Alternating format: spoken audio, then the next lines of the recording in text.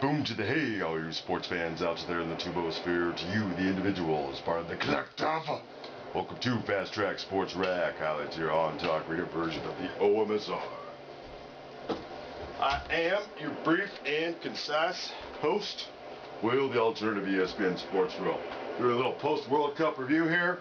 I'm sure most of you got to see it, or you saw it after the fact. How the game was won, which you may have missed. A lot of the cool after-the-fact stuff happening. So on this episode, just briefly and concisely, the British gents who called the game, their thoughts on the whole matter. With regard to, quickie little, in a nutshell, encapsulates the whole moment about Goethe, Schweinsteiger, and Messi, and the certain realities of soccer for Argentina on a whole. And then the certain realities of concussion has come to the forefront, because that seemed to be happening a lot more than a lot of us may recall, having seen World Cups past, or just in soccer in general. And FIFA needs to get up to speed with it. A lot of us may think when we don't watch soccer, we get reminded how physical of a contact sport it can be. Alright, so that's pretty much a quickie sport rant. Clips are coming up, plus maybe 1 to 2 parts of a final tribute to the event on a whole. Great stuff coming up there. Thanks for watching. No silly DUIs while you're out there. All the video highlights courtesy to FIFA and ESPN. Roll clips.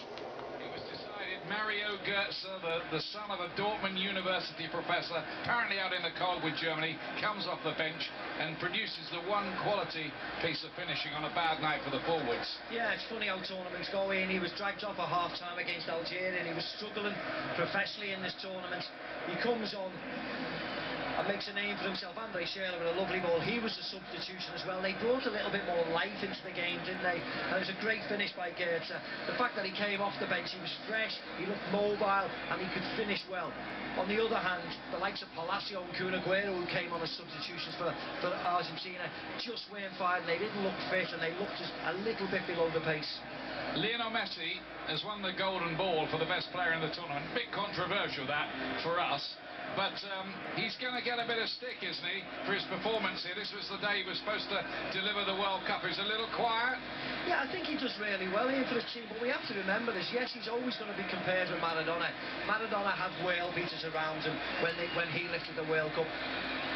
Lionel Messi has call, and pardon here as I read it, any athlete with a suspected concussion should be taken from play, medically assessed, should not drive a motor vehicle, should not cleared to by a medical professional, and should be taken out for a day. But all right, you know this topic very well. I know it somewhat well from some reporting.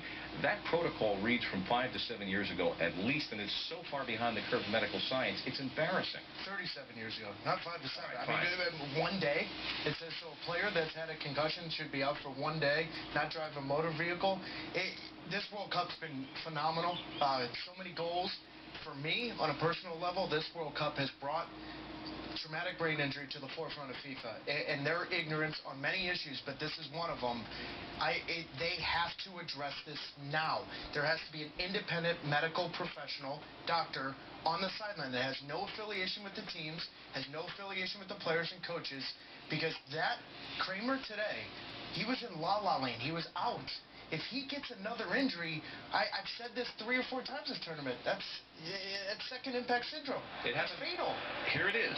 Here's the incident initially. And if you see this, maybe a television on the side helps as well for the medicine stuff to know what's happened, because so often they don't see it really well. There's an easy solution for this as well. In these cases, that are not a lot, you allow the substitution for the time, not counting on the free substitution, for the time that the other player is being checked by a doctor. I don't think that there's a deal about it. Huge change in the laws. It's Yes, one thing to change medically, but to deal with the 3 substitution law of the game, that's a seismic shift, and that could be a bridge too far for FIFA to make that change.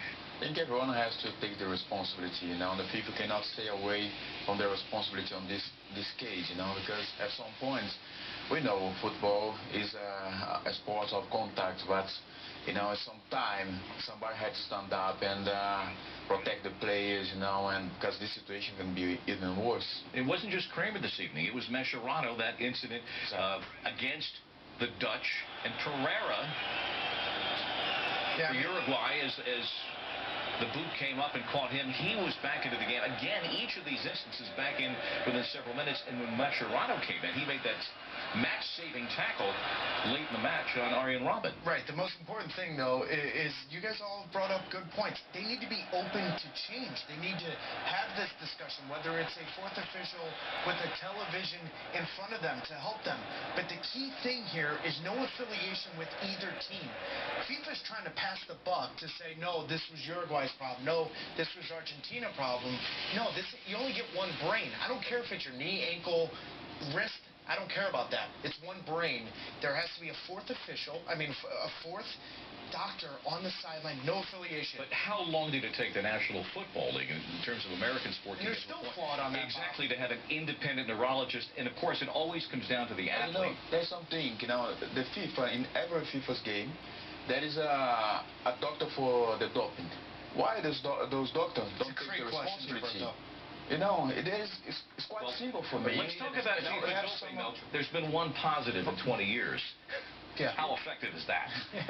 Yeah, but Maradona, 20 years ago. Yeah, but somebody has to there is responsibility. There is a doctor from FIFA, as they have the doctor for doping. Why not have the doctor to make the decision in this situation? For example, we see the Uruguayan player. He was out. Very, very bad, to see the image. It was very hard to everyone. And then he fought against his doctor. Yes. He argued against him. Yep. And I want to come back. And all athletes are going to tell their doctors they're fine, because it's the World Cup. I have done the same. Yes. I had the same situation in the games. Maybe some of us, but at the end, you go back to the game, a few minutes later, you're out. Players don't go off, by themselves. Not in a World Cup game, the biggest game, especially in the final. The young guy, Kramer today, somebody has to make the decision. So the clock is ticking, and the entire medical community watching sports medicine as well as sports journalism.